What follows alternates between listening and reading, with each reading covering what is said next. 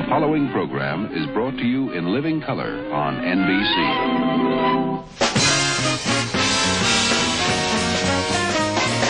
From Hollywood, The Tonight Show, starring Johnny Carson.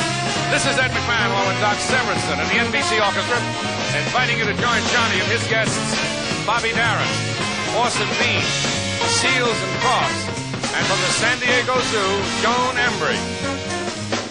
And now, here's Johnny.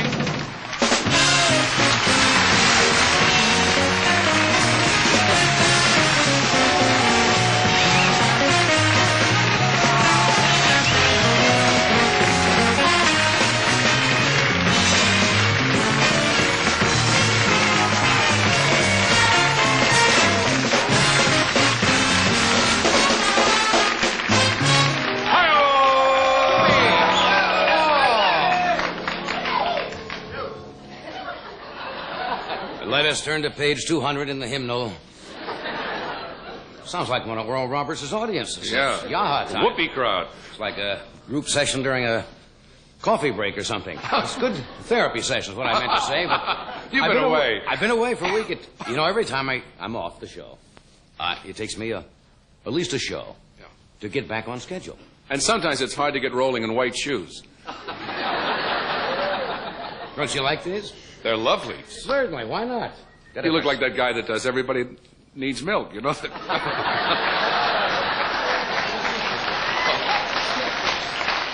Well, luckily, they'll never ask you to do one of those. Nobody'd believe it. I did something while I was on vacation. I want you to know this before we get started. I joined a group called Monologues Anonymous. Now, what that is, that's a group that helps desperate comedians. And the way it works is, every time you get the urge to be funny, they send an audience over to discourage you. Did you know? It's kind of a wild thing. You were tan, too. I was at the Springs. I had a little time in Acapulco, and I got to tell you some funny stories. That I want to hear about them. When you travel, especially when you think you're a big television star. And you go to Mexico where they don't know you. Does it cut you down to size? It really levels you out real fast. I'll tell you some stories, but they had an earthquake. You might have heard down there. We're worried about you. Come, you What do you mean? Any time when you're out of the country, I worry about you. Well, anytime you're out of the house, I worry about you. But we had an earthquake there, and I didn't mind much, but the hotel charged me $10 extra for a vibrating bed. I'll tell you some weird stories, things that happened trying to get through customs down there. Groundhog Day has happened since I have been gone. Are you aware of that? Yes. Every year there's a particular groundhog. What's the name of the town in Pennsylvania? Punxsutawney, isn't that it? Punxsutawney, Pennsylvania. Every year the groundhog comes out. Apparently it came out this year, saw its shadow, went back in the hole, which means, according to custom, another 6 weeks of winter, right? Now, different groundhogs do different things. Here in Burbank, for example. That groundhog came out, took a look at Burbank, and went back in for a year. And it's not coming out. There was another best-dressed list of men listed today. George McGovern was voted the best-dressed politician. He has the best clothes. I think he'd rather be in Nixon's shoes, but he had the best clothes. McGovern made the political list. Doc made, did you know that? The list for television personalities.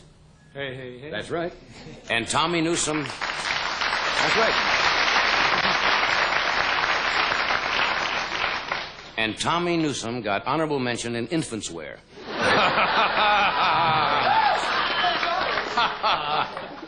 Well, let's see. You only talk when you're down here, Tom. Now there's a new commercial on television here in Los Angeles that I had not seen. I guess it's been on.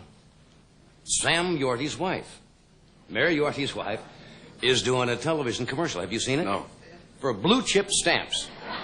I hadn't been home an hour. I turned on I haven't seen television for a week. I turned on and she says, I'm Mrs. Sam Yorty, and she's talking about saving blue chip stamps. I want to tell you, if the airlines gave blue chip stamps, I mean, she'd have enough books to get the Northern Hemisphere. No problem at all. Did you read Dean Martin is getting married? Yep. Yes. Dean Martin is getting married on Valentine's Day. It's not that Dean is romantic. He just wants to celebrate the massacre.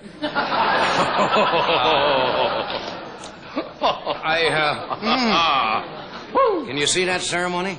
The preacher says, you take this woman to be your lawful wedded wife, and Dean looks around for the cue cards. Weird. Now, speaking of weddings, this was in the paper. I did not see it until you know how you catch up in your reading. A lady from, I believe it was Huntington Beach, out here in California. She's a lady anthropologist. You might have read this. Is going to marry, or married, a cannibal chief in Indonesia. Right. Now, how many of you read that? Right. How could you make that up? She left California to marry, and did marry, I understand, a cannibal chief was it Indonesia? Was that the place? That's a little weird, isn't it? It was a weird wedding. Instead of rice, they threw accent. Did you know that?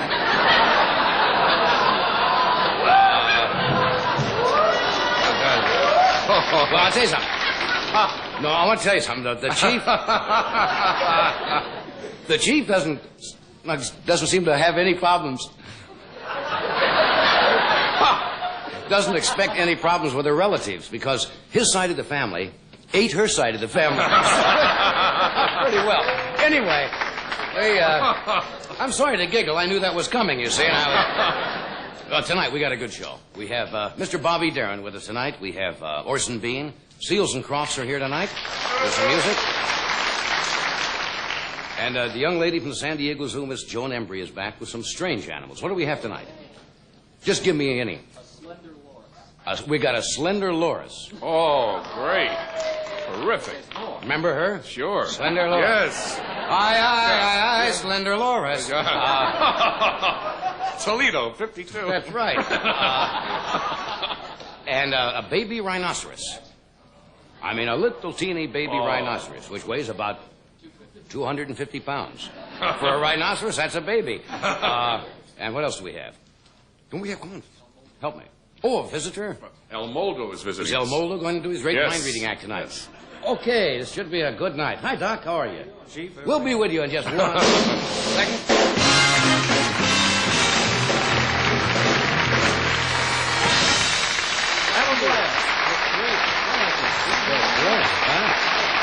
Thank you. Here's a mouthwash that's effective against bad breath, but it tastes good.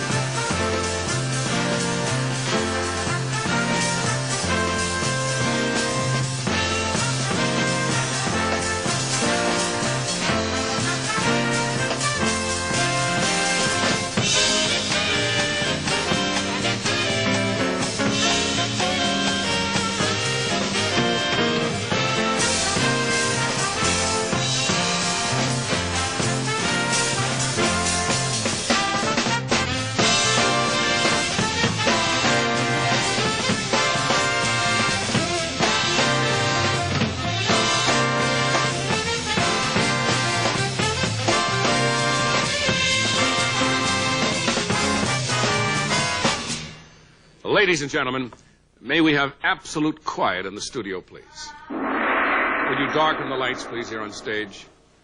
Tonight on our stage, direct from a record-breaking one-weekend engagement at Vinnie Flagela's Rocket Room in Van Nuys, we now present the master of mentalism, that reader of thoughts, the marvel of extrasensory perception, and part-time freelance box boy to the stars. Here is the amazing El Moldo.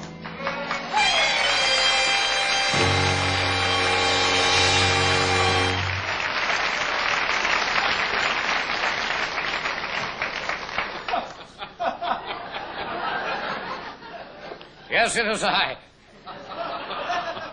The amazing...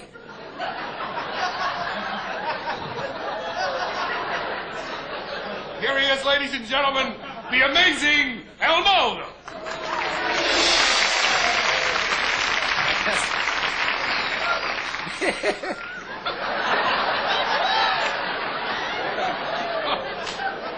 Once again, ladies and gentlemen, the amazing El Moldo.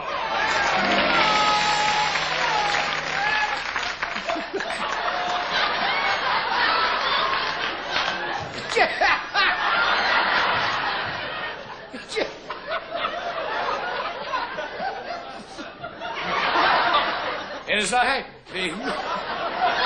the amazing El Moldo. I have...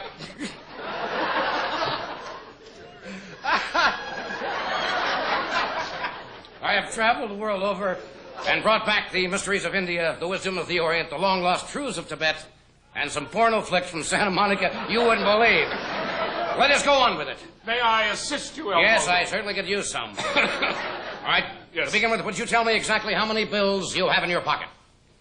Well, I have a 50, a 20, and 3 singles. I have $73 exactly. Absolutely right. El Moldo does it again. Now, to continue, you have a pocket full of change.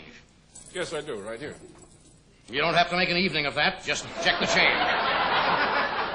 Now, would you be willing, if El Moldo can tell you to the penny how much change you have in your pocket, do I get the 73 bills? It's impossible for you to know how much change I have in my pocket. Reach in your pocket and count your change. I've got it. All righty, you have exactly no cents in your pocket. It is there in your hand, therefore, I have these $73. El Moldo does it again. Wait a minute, El Moldo, you've taken all my money. El Moldo's got to make it quick tonight, or it's back to a bad lounge on a 747 to Dubuque. You think it's a thrill to dress with a great gazombo in a toilet at 30,000 feet? Well, I'm sorry. Why don't you get on with your act? Well, I'm sorry about my act, too. I'll get on with it. El Moldo is now getting a vibration. Or a headache, one of the two. No, it's a vibration. Yes. Will you look up to aisle 4? Aisle 4. That's right. Let's see now. This is very difficult. No, 1, no, 2, 3 seats. Right? That's the third seat on row 4. Yes, I have it, El Moldo, right here. Is there a person sitting in that seat? Yes, there is. El Moldo does it again.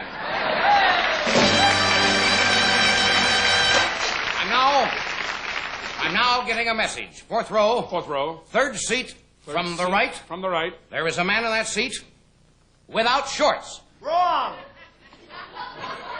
You're wrong. El Moldo was standing in line today behind you. And you don't have any shorts. There you are, dummy. Almost had to use your own. Yes, I certainly did. I was standing in line back of that gentleman. Incidentally, sir, did your wife wear a bra here today? Yes. Well, she's not wearing it home. She was also in the line. I had a good day in the line. Is there a man in the audience who is president of the Don DeFore fan club, has spent all Tuesday matching socks, and whose biggest thrill in life was going to the Alpha Beta supermarket in Reseda to the 6 and under express line with 7 items? Is there such a man in the audience? Apparently not. There seems to be a seal there in the audience. No. All right. Is there such a man in the orchestra? Yes. There's such a man. El Moldo will concentrate.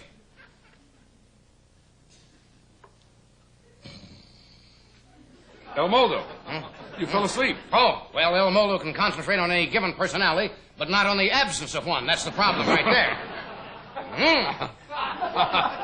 El Moldo now moves to his biggie. El Moldo feels the audience wants to place their right hand on their hearts. El Moldo, that's crazy. You don't know that. El Moldo, through his great power, will make the audience place their hands on their hearts. Well, how can that be possible? You couldn't... Easy. Hit it.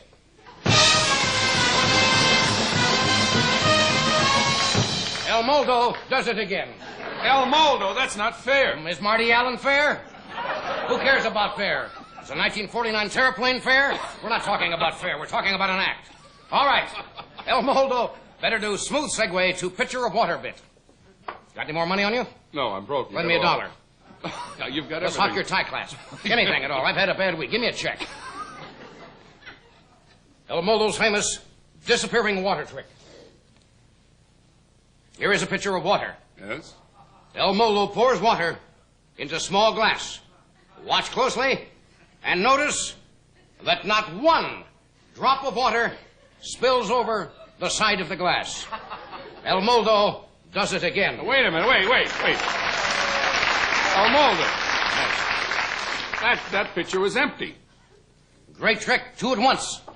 And now, for the piece de resistance of my act, so called because there's not an audience in the world that doesn't resist this piece. The famous giant chest shtick. Yes, it is time for the giant chest. I would guess shtick. so. And El Moldo would love to get stuck with this giant chest. All right. Step right over here, my dear. I love working with groups. Ever since frickin' frack. Well, don't tell me you're going to do this trick with an empty chest. You see one? All right, this is my new assistant. What is your name, dear? I'm Laurel Canyon. Laurel Canyon. Step right in here, my dear. You have nothing to fear.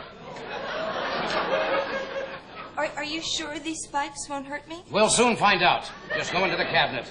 Watch this one. We close the door. El Moldo, what have you done with that girl? Nothing. We just went to my apartment, had a couple of drinks, that's all. No. I mean, right now. Listen to some Jerry Vale records. Nothing big at all. What? Right now? I don't know what I did. It's a new chest. Well, let's see what happened. $2,000. Shot to hell. Yeah. Sorry about that. You sure do know how to deflate a girl's ego. El Moldo does it again. Ladies and gentlemen, the great El Moldo. You got $1? I gotta get home. Give me cash. Boy, the El Moldo.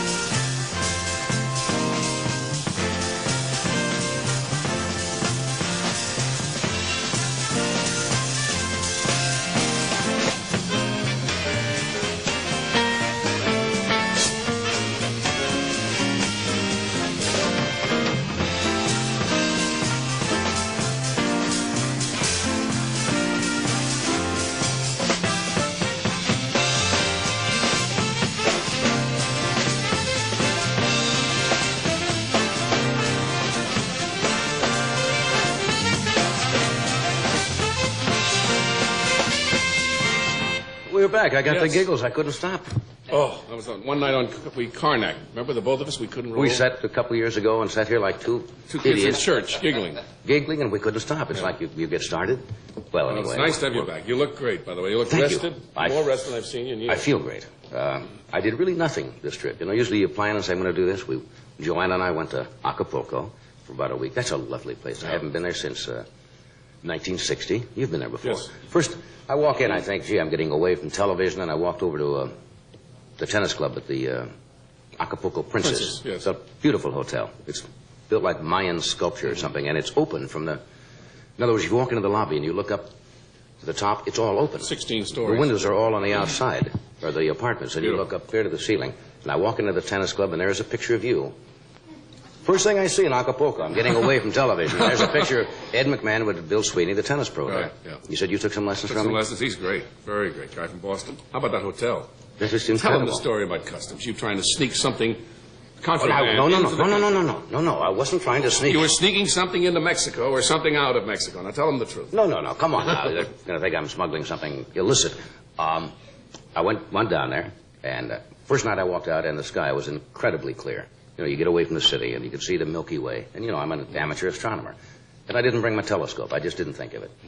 No, my telescope, you know, was at Celestron. It's an 8-inch Schmidt-Cassegrain. Well, I don't know what I'm telling you that for. Yeah. It's a particular kind of lens, and it all folds up. Look, a very strange-looking piece of apparatus. So I called the man at my house, and I said, would you send the telescope down to Acapulco? I want to look at the stars. Forgetting about customs. So now the telescope arrives at the customs, and I go over from where I'm staying at another place called Tres Vidas, which is beautiful. And I go to customs to pick up the telescope. And I start to walk out the door. Senor, Wait, put that down. Oh, I said, what? I just said I came over. I'm Johnny Carson. I sent home for my telescope. He opened it up, you know, and that guy looked like a customs officer that you would cast. Yeah. You know, he had the hat, he had the badge. Probably a mustache. Huh? A little mustache. And I had to open it up. And now I'm trying to explain. I have limited Spanish, you know, enough to get around in Mexico. And I'm trying to explain that I want to look at the stars in the sky. And he looked at this and he said, how much that cost? And I thought, you know, I was going to have to pay duty on it or something. And I said, well, it was a gift, actually.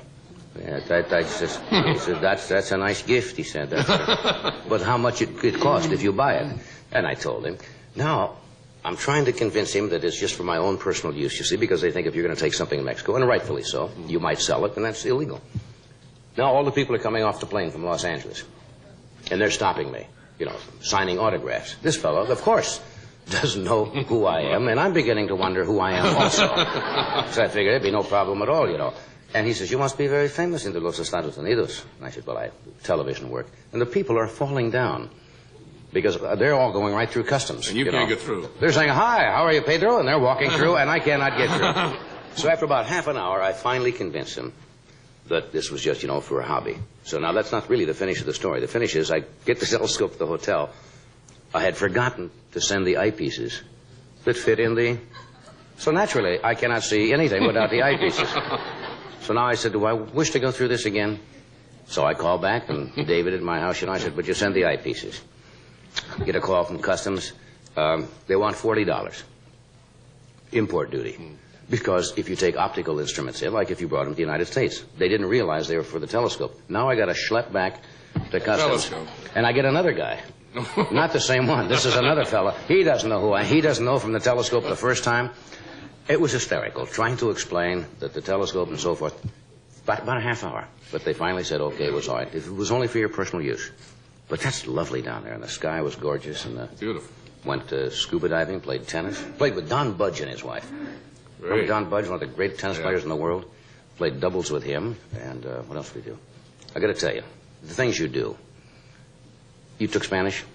I took Spanish in college. So you go down there thinking you're going to use some of this college Spanish, which you never should really attempt to do. Pull into a gas station. Gasolina. Now, that's not too bad, right? Gasolina. I can handle that. Yeah. And there's a young Mexican boy, 12, 13 years old, and so I said, I only wanted about $4 worth of gas, which is 50 pesos. So I said, 50 pesos, figuring that would be the easiest way to do it. So he puts the 50 pesos of gas in. And the windshield is kind of dirty. And I don't really know how to handle that. And I remember a lave. I think that's something like wash or something. So I said, pointing to the windshield, I said, lave con agua, por favor.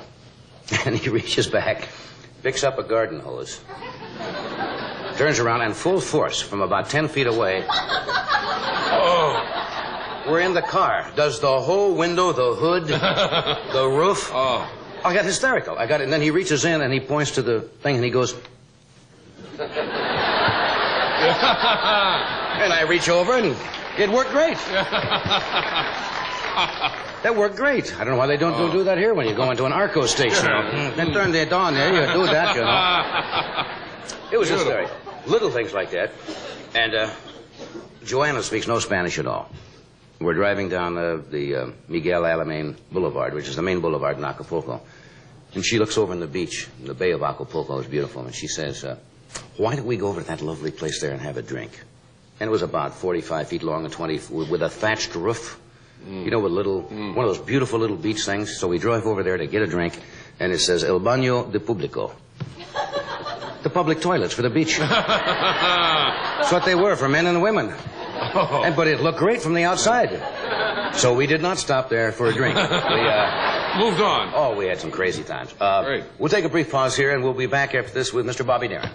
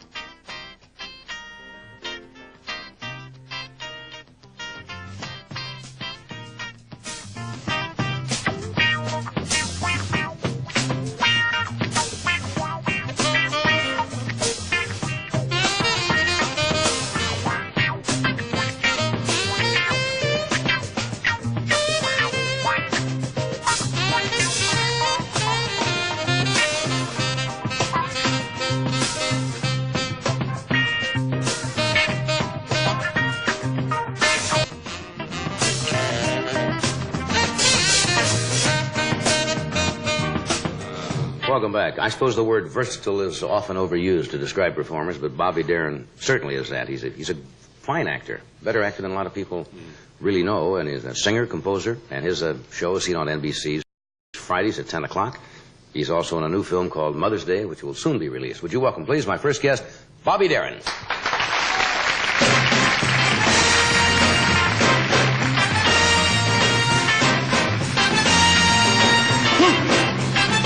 The other night, Mama,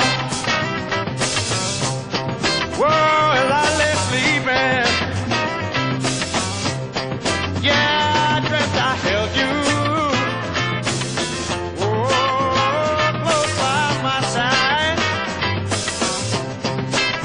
Yeah, when I woke, Mama, you know I found I was mistaken. Yes, I did.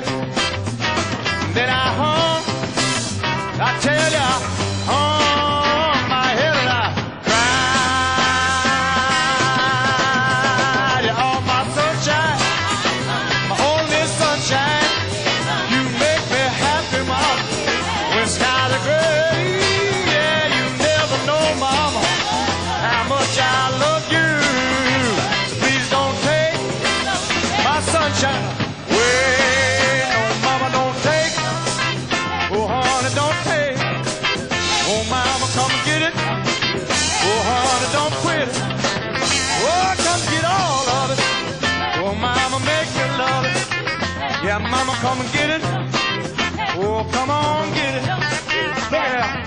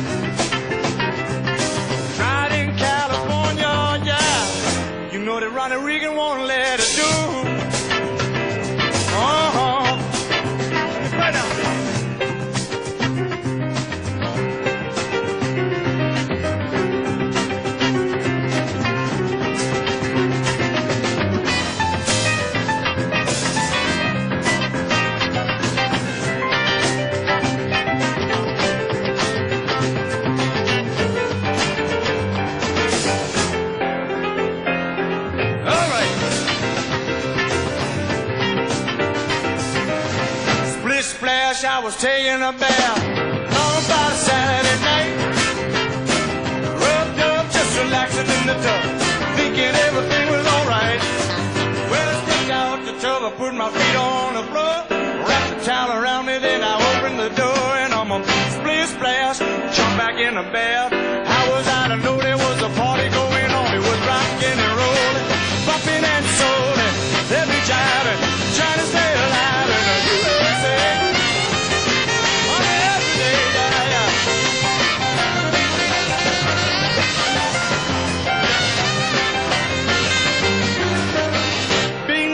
Saw the whole gang dancing on my living room wall.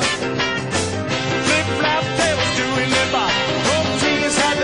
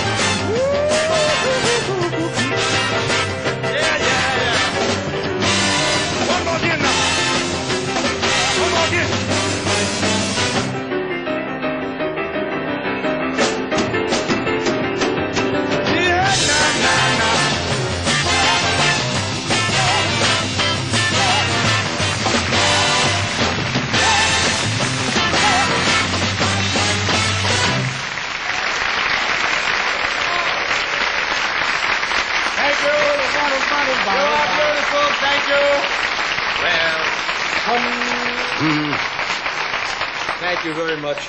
Just don't have a good opening number, huh? No. Gee, that's... I came with this piece of material hoping it would work. I got another one. I can do a slower one. I never knew you played this. We used to call it in the Midwest a mouth organ. Remember that? That dates you. It's a mouth organ. A lot of people don't know that. Yeah. But then again, if I had to earn my living at it, I'd make about $6 per annum. It's not a big call for harmonica players. I can play that same thing in 2 different tempos, same key. Really? Yeah, and 2 different harmonicas. Same thing. At the same time? At the same time. I used to follow an act at a county fair once where the guy had a little harmonica and he put it inside of his mouth and played it too, like old McDonald, and I came out and died. Absolutely. At a fair, those guys will kill you. And he says, now listen to this. And he played a song on it, and I came out with my jokes. Yeah. I do that really to give myself a little break in the singing thing. Like in an hour and 10-minute performance on a nightclub, for example, or in a theater, you know. Just to break it up a little bit, because I would say it's about 32 minutes out of an hour and 10 minutes would be maximum for me to be just doing a vocal kind of thing. You know, if you don't break it up with something, for me, if you've got great chops and really in great command musically, you know, then you don't really need those little things. But I like to look at them as little hooks. Just something to horse around with the audience. The audience that's right. shows I have fun with it. If anyone takes me seriously musically, then that's like a mistake. I don't mean to impart that feeling. I think you play one of the finest harmonicas I've heard. Well, in the last 20 minutes? Since Tuesday. A week Tuesday. That's it. See, it's that kind of fun kind of thing. Good to see you again. You're looking well. Thank you, John. I feel all right. We should have had you here, I understand. When? When Bobby Fish was here. Somebody said you are a chestnut. Is that becoming? Yeah, I've become... I've gone... No, I don't mean a chestnut. No. This audience is quicker than a lark tonight, folks. Not a chestnut. I mean a chess buff, I should have said, or aficionado. Well, in any case, I enjoy the game. Yeah, it's something I played about a dozen years ago. I learned the game. I learned the opening moves. I really played at it at that point in my life, and then around the time that Fisher destroyed Spassky, you know, last year, I kind of picked up the fever indeed, and since that time I've been, you know, reading and studying books. And I'm up to winning 1 out of 73 games. I really, is and that that's good? Fantastic. For me, it's fantastic. You know, it really is. I tell you what's fascinating about it, John. It allows me to have a kind of a recreation that I can talk about. Number one. Number two, that affords me kind of a little bit of a cerebral tickling. You like that, huh? Yeah, I really do. I mean, I would like to be into golf and tennis, and if I enjoy those things, I would really pursue them heavily. I don't. But this game, 64 squares, and you have to do it all in the 64, and you have to understand, like, that computer, in this day and age, a computer is not able to be better than a third-rate player. I mean, that's how incredibly infinite the variations are in this game. So, and I think it's one of the few games in the world, indeed, if maybe not the only game, where someone could say, much like life, I can never possibly learn all there is to learn about the game. I feel that way about Go Fish. Well, in that case... An old maid. I've never been able to master the intricacies of Go Fish. Do you play chess? That shows you. No, it'll give you an idea. No, I don't know a thing about chess. You don't? Well, maybe that's better. I followed it, strangely enough, on Channel 13 when he was playing Spassky. And I found it fascinating. I didn't know what they were talking about. But some guy would illustrate the moves. But as you say, the multiplicity of moves are staggering. Yeah, it's just incredible. I'm sponsoring, I'm very proud of this, I'm sponsoring a chess classic, an international classic, if you will. And yes, later this year, it'll be sometime in October or November of this year. And it will be the first Grandmaster, the largest purse ever offered to a Grandmaster event like this. There'll be 16 Grandmasters in the event itself. It'll take 15 days to play, actually, not including weekends. And I'm really excited about it. And interestingly enough, somebody panned me the other day for jumping on some potential bandwagon. Now think about this reasoning. They were accusing me of starting what will now be a glut, a la the various golf tournaments and tennis tournaments sponsored by entertainers. And the bottom line is that the game of chess really has kind of lain dormant, if you will, up until last year. And any kind of help to it should be at least, if not ignored, all right, to say the least, then at least certainly not rapped. Don't worry about what the press says. They got to say something anyway, so they're going to give you a shot no matter what. Yeah, but the guy spelled my name wrong, too. I would like to see the tournament, provided Howard Cosell doesn't call it. Can you see Howard Cosell calling a chess tournament? Huh? That's got to be. He moved it to King Knight 4. I don't even know. Is there such a thing as a King Knight 4? Yes, you do know the game. You I'm very hip on it. We have to take a break? Okay. Then I know you can't stay all night. Well, I can stay for a few minutes, and then I have to go. Okay, let me do this, and, now, do I hold up something? Yes, I do. I don't hold up something. See how quick you lose it when you're off for a week? Now, there's a better brand of fabric softener you simply spray in your dryer. Cling free.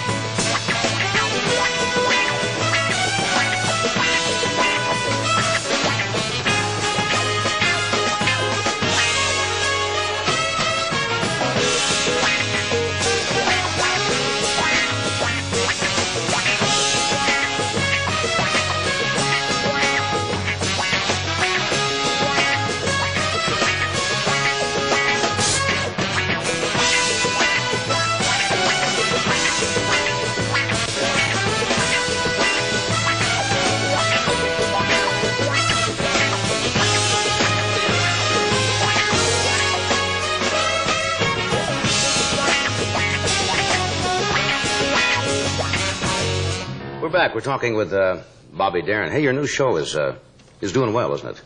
Well, that's compared to what is what I'd have to say without trying to be facetious about it. It's a weekly television show. It's on Friday night at 10. I think you said that before you introduced me.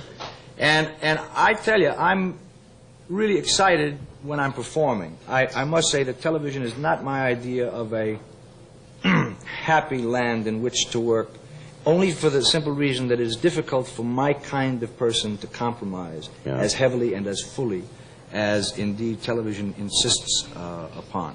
And I don't mean to take away from any of the executives or the producers or the writers. It's just the kind of medium where all of a sudden they say, well, we really can't do it again. The budget doesn't allow, and we have to get it out because next Friday we're on. And it's, you know, I'm used to a little more control. You walk out to a nightclub audience or to a theater audience and something goes a little awry. You know, they can relate to it because it happens right there. There's a humanness about it.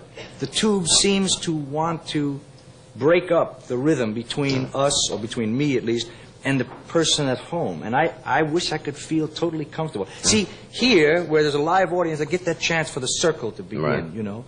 And maybe I'm too aware of it. Maybe I'm too self-conscious about the cameras? conscious of the fact that there is an interrupting device called the camera.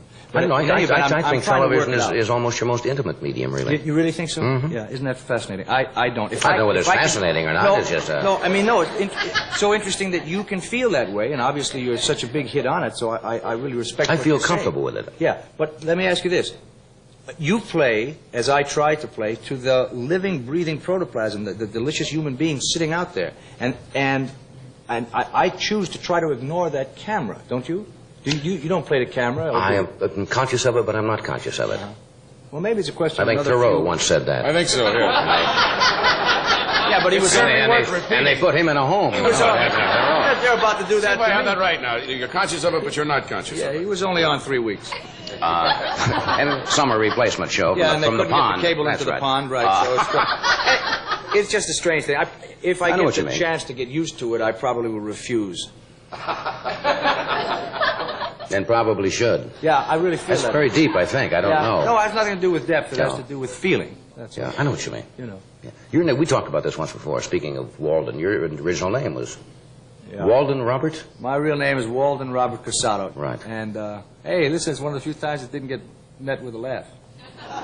Must be used to it by now. Anyway, that's my name. Yeah, I know. My mother thought it would add something to me. Did she like Walden Pond or something? Well, yeah, I don't know. She had a whole number of, but she used to say, don't forget that, you know, your ancestry is from that part of the country that settled this great nation, and I would look at us at that, 15 cents, get us on the subway, Ma. You know, give me a break. Let's get out of this slum before we start worrying about our names and all that kind of thing.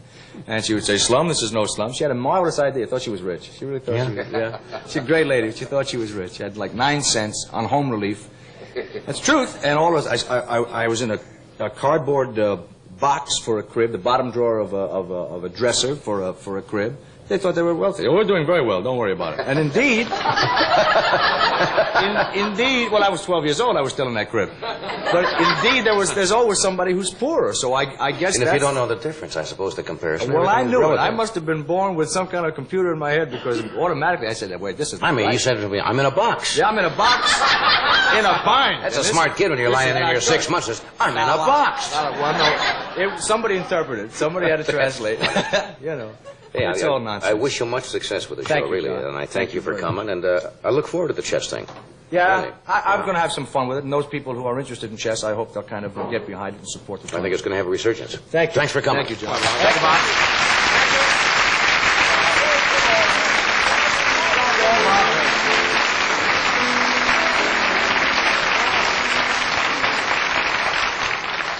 Little change of pace there. You've been away a week, but how it's put those pithy thoughts into your head. Those deep things you were saying, just... Sometimes it isn't, and sometimes it pearls, is. Yes. Yes, just well, that's... gems. A thought to conjure with. We'll continue in a moment with Orson Bean. We also have Joan Embry, and we have Seals and Crofts with us tonight. So...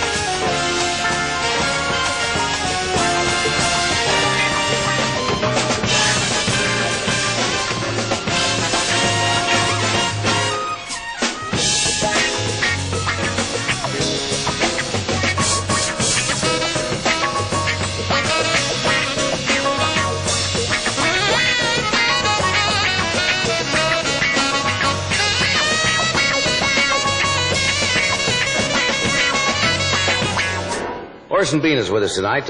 He's an actor, a comedian, does a little bit of everything. A writer, makes eucalyptus trees out of paper. He'll be starring in Promises at the Coconut Grove Playhouse in Miami next month, and then up to Fort Lauderdale. And tonight, I don't know what he's going to do, but it's another one of the facets of his performing prowess. Whoa, I haven't used that in 7 years. I got to start writing some of these things Performing down. prowess. He's going to perform a poem tonight. Here's Orson Bean.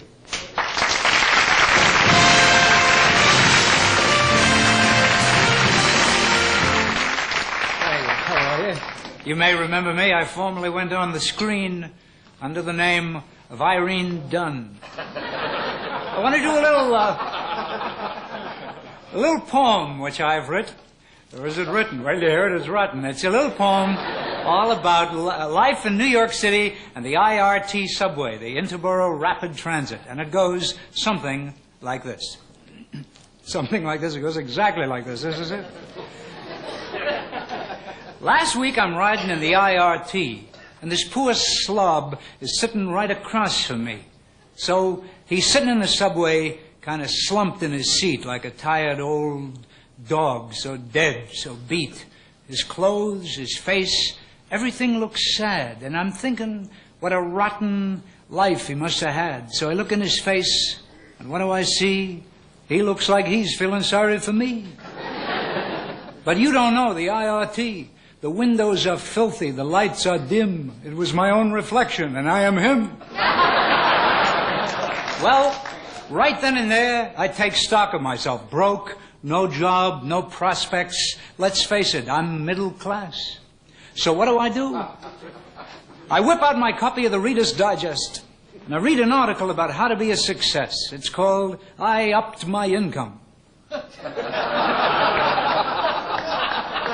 It says, study the successful men around you. So I look around the subway, and I see all these whiskey ads. Old Grandma, 4 feathers, Cal Stairs for the man who cares.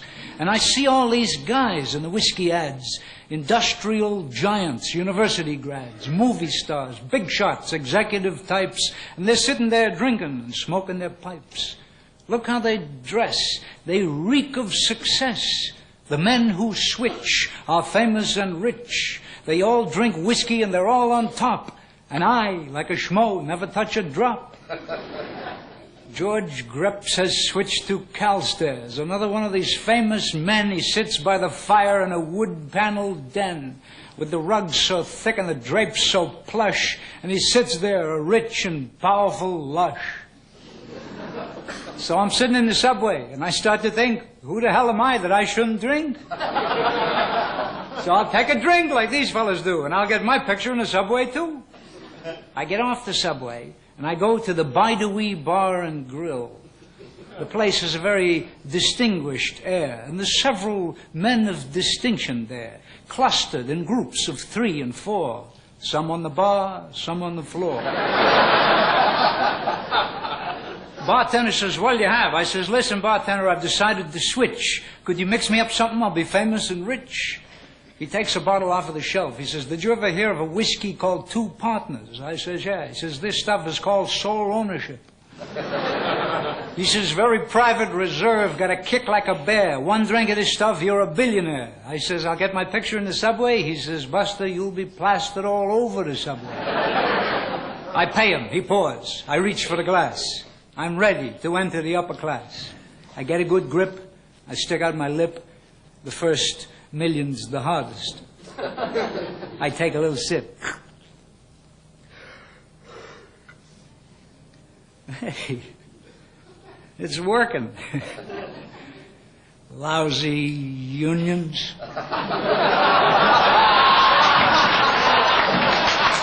I grab the glass. Today's my day. It's down the old hatch and bombs away. I'm rich. I'm going to go out and buy me a house, a yacht, a limousine, a stomach pump. I don't know. I'm just as unsure as when I was poor. I'm a billionaire. You think I'm secure?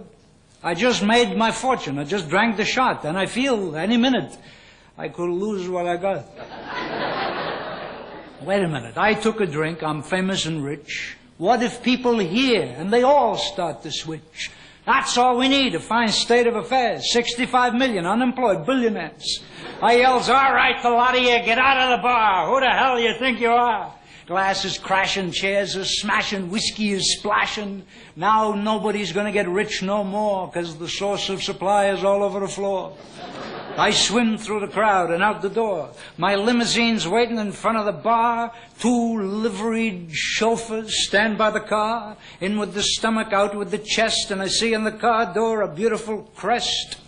23rd Precinct. Now I'm riding like the governor with a siren and a bell, and they check me in at this fine hotel by pressing my fingers on a little ink pad. Then they take my picture for the whiskey ad. The next thing I know, I'm lying in bed. My wife is putting ice on my head. I tell her the story, the drink, the bar, the $1 billion, how rich we are. She says, "Listen, sweetheart, now that we're members of the upper class, you think maybe they'll turn on the lights and the gas?" So I went out on the back porch, leaned over the rail, and gave up the whole idea.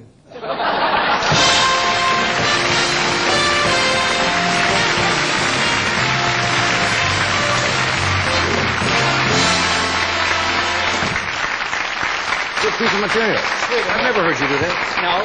I've never heard you do that. It's a good piece of material. I didn't write it, in fact. A genius named Les Pine, who lives out here, right? wrote it from the days when he lived there. Very clever. Yeah. Says a lot of things, doesn't it? Yeah. Isn't this a great switch? Good move. If you have people who are counting on you, well, that's very uncomfortable. Get them off your back. No, I don't know what it is.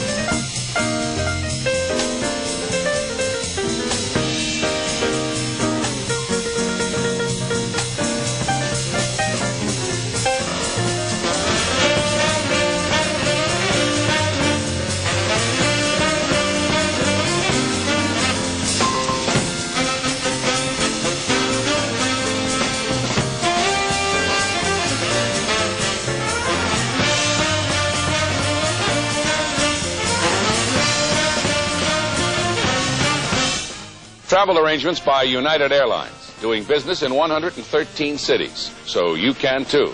At United, your land is our land.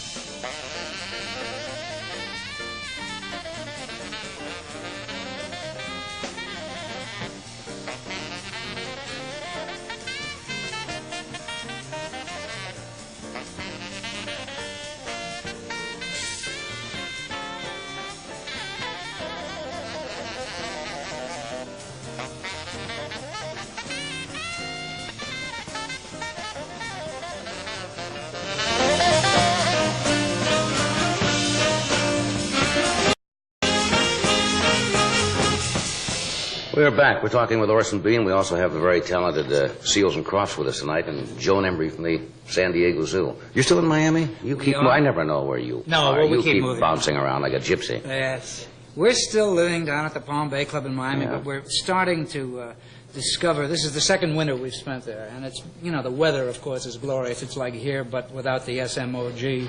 Yes. And always anxious to avoid four-letter words. And we're starting to discover the city. Most people go to Miami and they think of Miami Beach, Collins Avenue with the hotels. Right.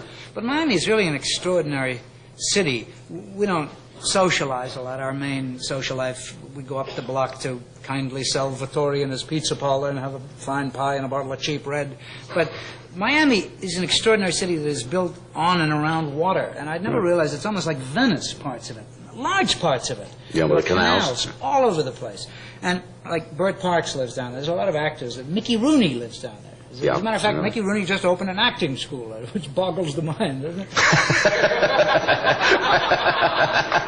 A bunch of little kids going to his acting school down there, wearing cigars and derbies.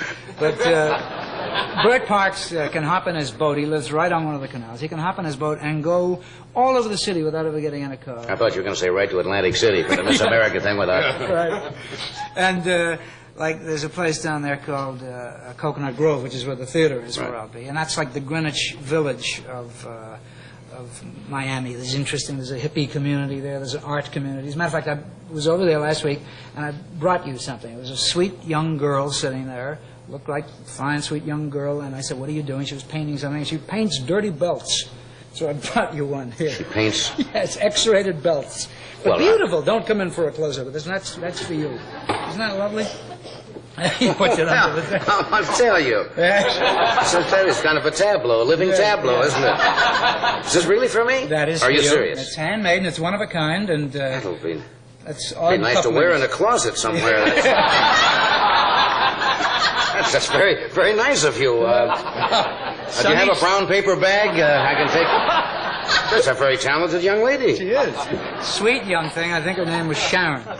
Sweet little Sharon. Sunny Skies is the name. Well, give her my love and thank her for that. Raised by the nuns in a poverty-stricken convent in Fort Lauderdale.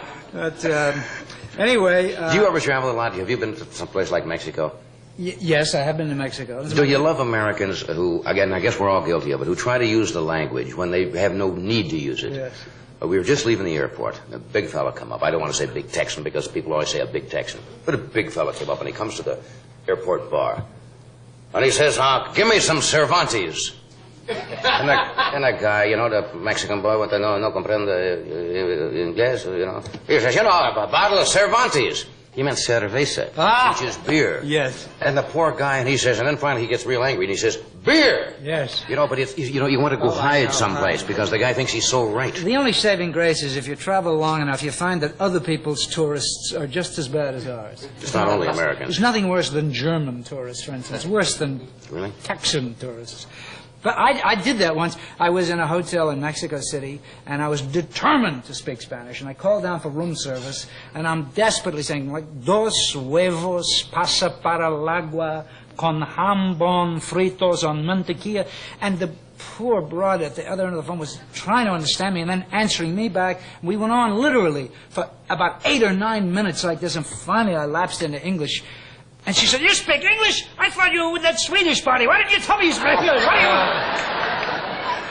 I'll tell you where they can really cool you. After you're there a couple of days, I think you want to show that you want to learn their language, so you try it. But then they really cool you, put you in your place. I would call down, for example, for room service, and they would say, what room number are you in? I'd say, 102, which is 102, 5, and 6. And she'd say, that's 102, 5, and 6? Oh, I know. Just after you've done what you thought was your impeccable Spanish. Ciento, she says, that's 5 and 6. And I said, yes, that's 5 and 6. So you forget it. The worst people in the world for that are the French, like French head waiters. If you try and show off to your date and you order in French, deux vichyssoise en glace, they say, two vichyssoise. But God forbid you try to speak in English. That they don't understand either. They humiliate you no matter which way you go. They can cool you. Do we have to do a little thing here? All right. We'll do this, and then Seals and Cross will join us, and I've got it right here. Arnell and Fortrell, you remember them? Oh, let's do it. Opening act. Yes. Men's fabrics tester to live up to their reputation. Here are the...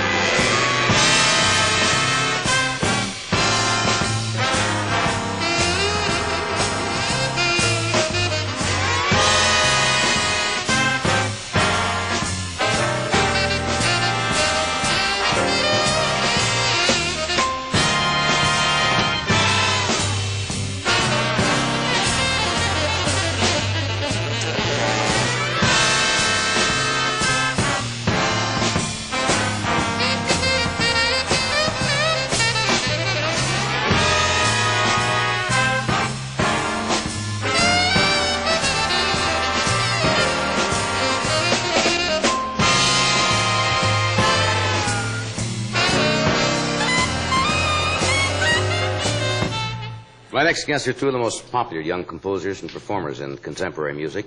They recently won a gold record for their hit Summer Breeze and were just nominated for a Grammy Award for the best pop performance by a vocal duo, which is about as good as you can get in the music business. This is their current album called Summer Breeze. Would you please welcome Seals and Cross?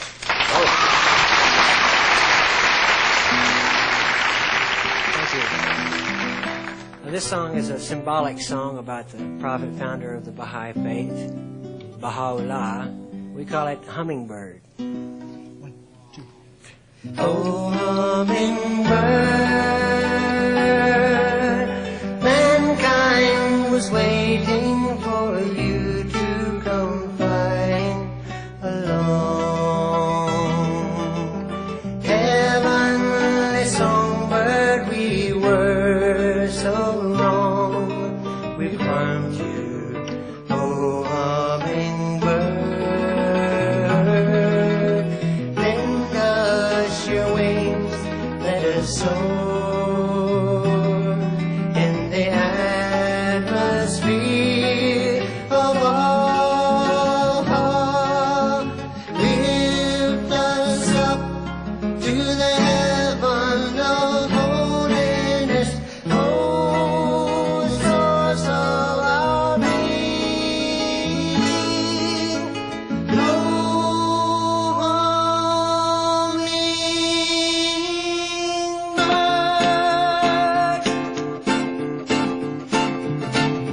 Hummingbird, don't fly away, fly away. Hummingbird, don't fly away, fly away.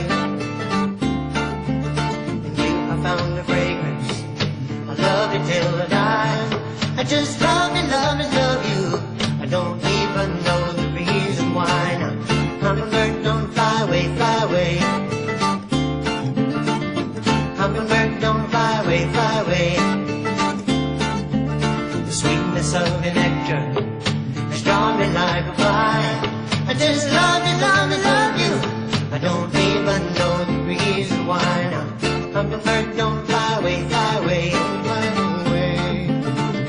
Hummingbird, don't fly away, don't fly away.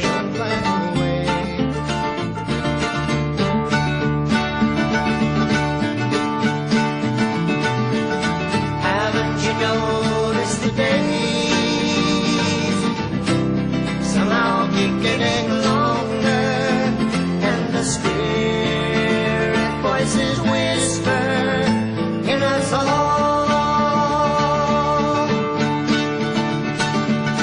Haven't you noticed the rays?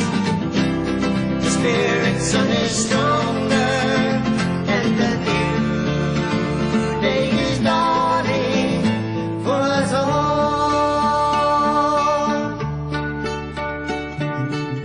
Hummingbird, don't fly away, fly away.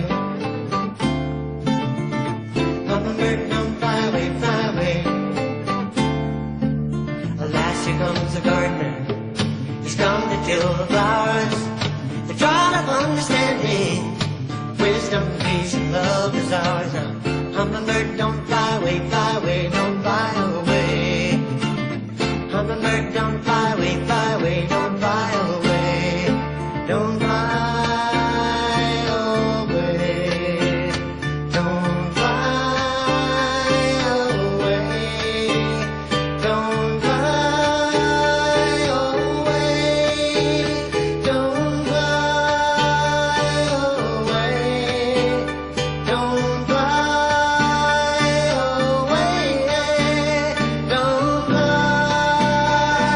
away.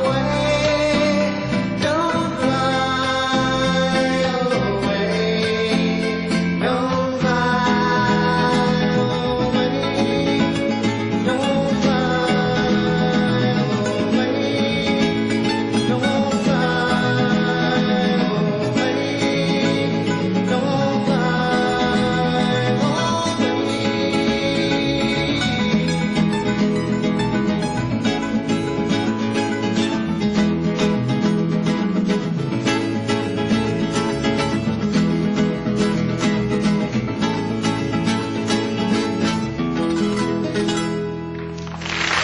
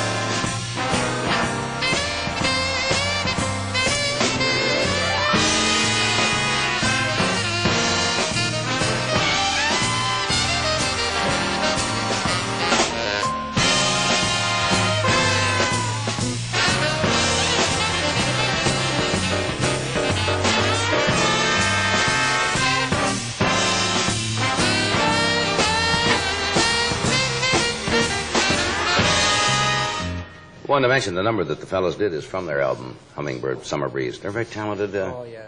duo, aren't they? It's the best popular music being written these days in years and years. Yeah, it's Wonderful by guys like this. My next guest was with us just a couple of weeks ago, but this is a very busy time of year, I understand, at the San Diego Zoo. And new animals are being born daily on the premises, folks.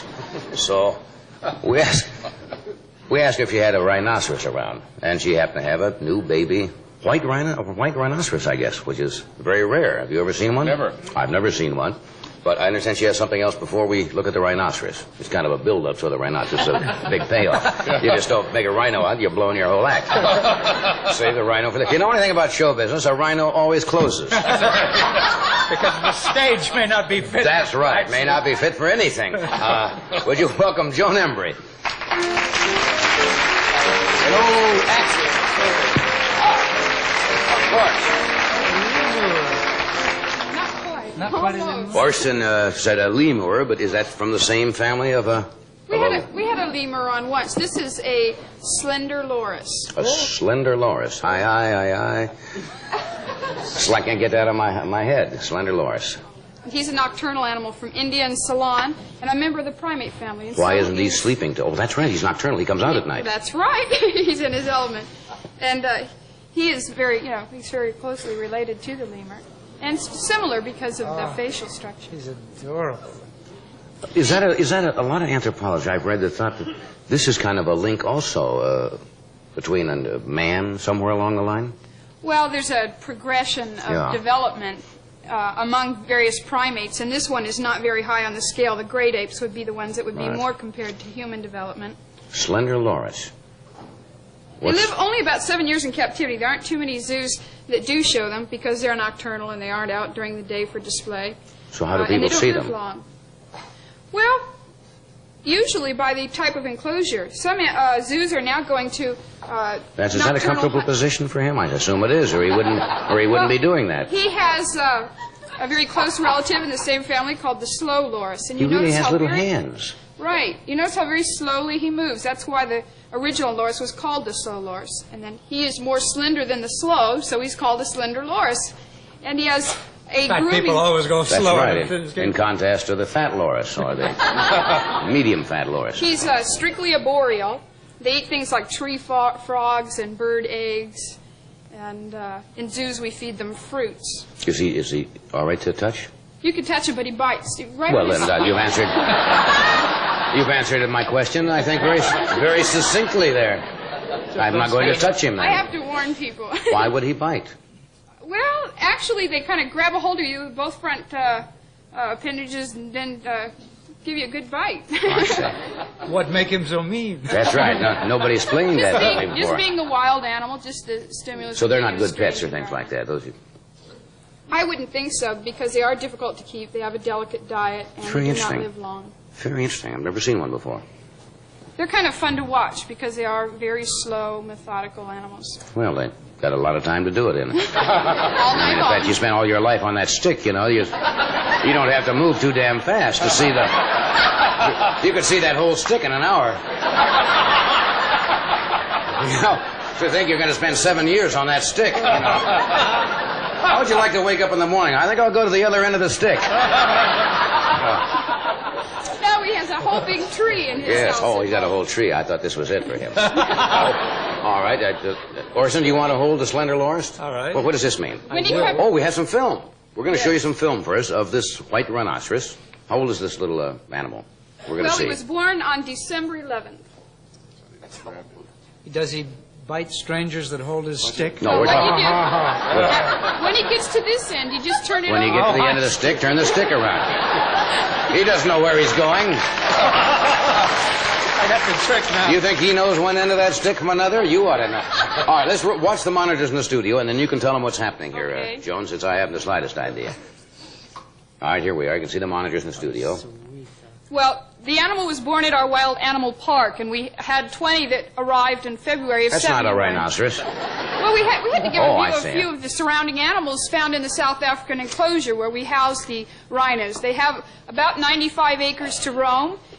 The male, which was taken out from the San Diego Zoo, had not bred in captivity before, but after seeing the 20 new rhinos, he did fairly well, and we now have 4 babies that have been produced in the South African enclosure. And the train goes throughout the geographical areas that we show, and this was the firstborn on October 11th. And the mother was able to successfully care for her own youngster in this case. Do they suckle, these babies? Yes, they do. They do nurse, and Carefully. Yes, very. very carefully.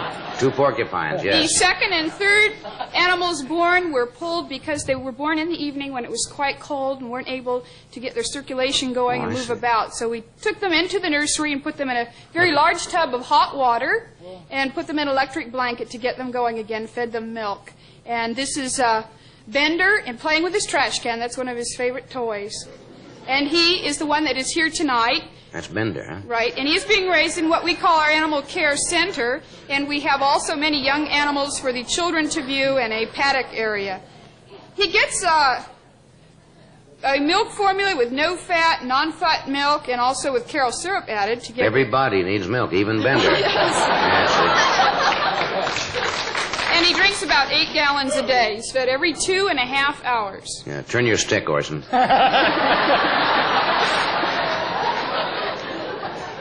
He really is quite friendly for a rhino and gets along well with the girls who take care of him. He enjoys being scratched and likes to go out in the paddock and run. You see here the goats are not... Does he scare the goats? No, but they're frightened of him. Yes, that's a very good judgment. They seem to be quite frightened.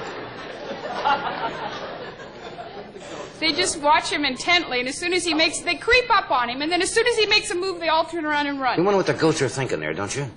Huh? What is that? Right, what is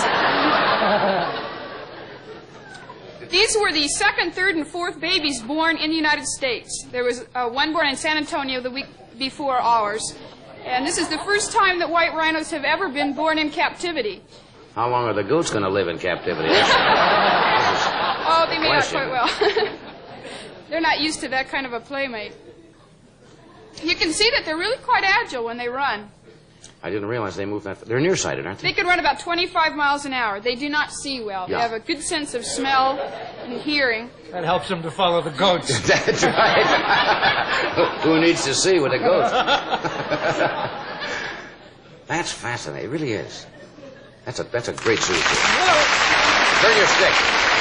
Okay. So we bring out Bender? Okay, let's bring out Bender. Okay. And maybe we'd take our slow Loris or fast Loris. What? Go see Bender. Is Bender in a cage? Let's hope. Oh! I didn't know it was that big. He's just a baby. He's only 6 weeks old. Hi there, fella. Here you go. Okay, Bender. Come here. He's very hungry, but he's a little excited. Come here. Bender? Come here, bud. He likes to be rubbed under his belly and so under do his I. head. Here, Bender. There it is. Well, take a look at it. There, thank you. I think you're a quart low.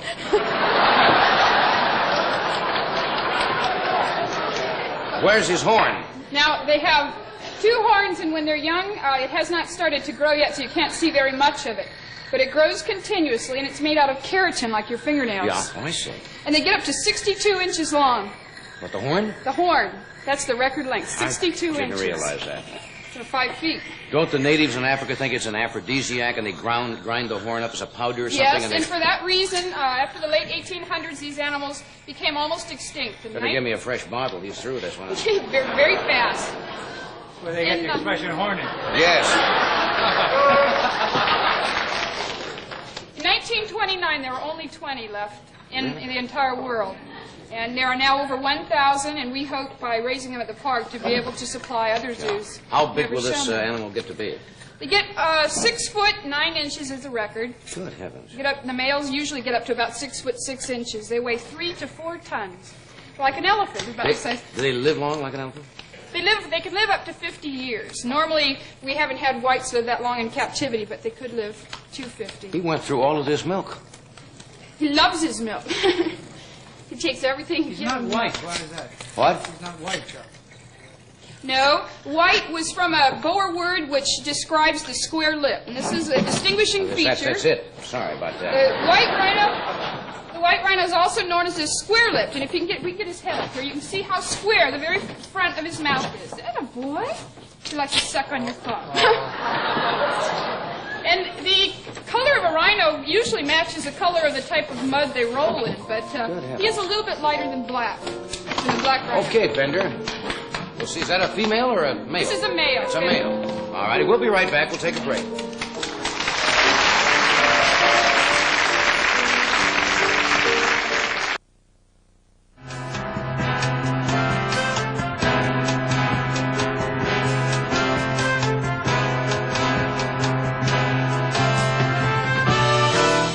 Joan, I thank you again. It's always fascinating when you bring the animals on.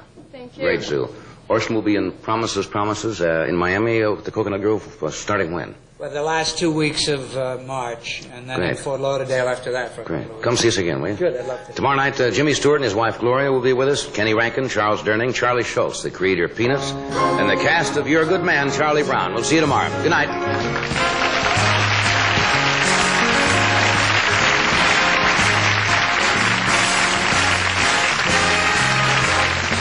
This program was pre-recorded.